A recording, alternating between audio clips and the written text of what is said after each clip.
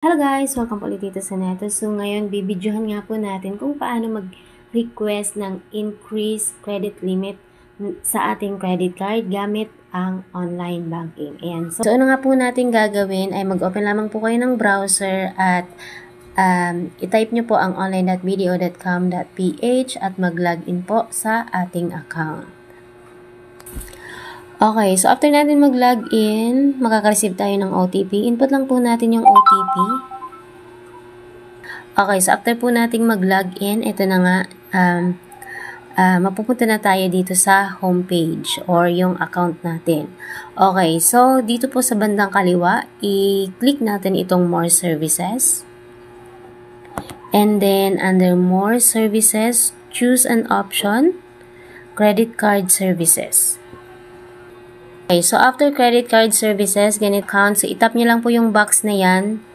At kung ilang account po meron kayo, makikita nyo yan dyan. So piliin lang natin. Ako kasi isa lang naman yung credit card ko, so isa lang lalabas dyan. So kung aling account po yung gusto nyong gamitin para mag-request ng inyong credit limit, so piliin nyo lang po. Ako since isa lang naman, itap ko yan and then pipiliin ko yung aking credit card account. Okay. So, dito, select from among the following. So, sa baba lang po ng select your account. Ayan. Select an inquiry, select a request, or select a concern. So, dito po, pipiliin natin, i-click natin yung select a request box. Ayan. Sa bandang, i-scroll down lang po natin ito and then, ito po sa baba, increase or decrease in credit limit. Ayan. So, piliin natin ito. I-click lang natin yan.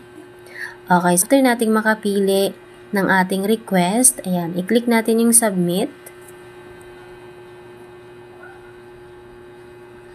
Okay. Okay. So, next po, new credit limit.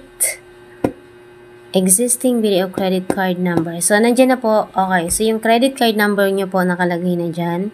Naka-autofill na yan. And then, new credit limit. So, ilalagay po natin kung magkano yung credit limit na gusto natin. Ilalagay ko po 200,000. So, 6 digits. Tapos, next, reason for request. Ang ilalagay ko po dito, house renovation. Nakikita ko po kasi sa mga video, kapag ito po yung renovation, ito yung request for increased limit, binibigay po talaga. So, ito try ko din, 'di ba? Ayan. After nyan, i-click natin yung submit. So, 200 po pala yung ni-request ko kasi yung aking limit ay 115 sa kasalukuyan.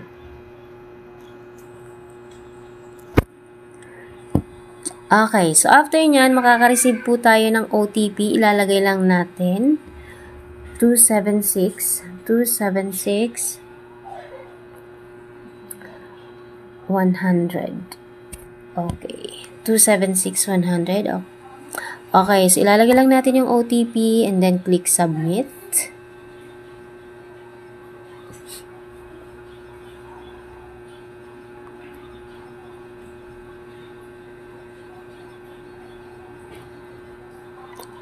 Okay, so thank you for using video online banking. We have received your request for increase or decrease in credit limit under reference number blah blah blah. Please allow 3 banking days for processing. Ayan, so 3 banking days lang naman daw po. Dapat naman po kung paano mag-request ng increase limit sa ating credit card. Okay? So, yun lamang po in this video. Naway nakatulong na naman po sa inyo ito. And I'll see you on my next videos, guys. Bye!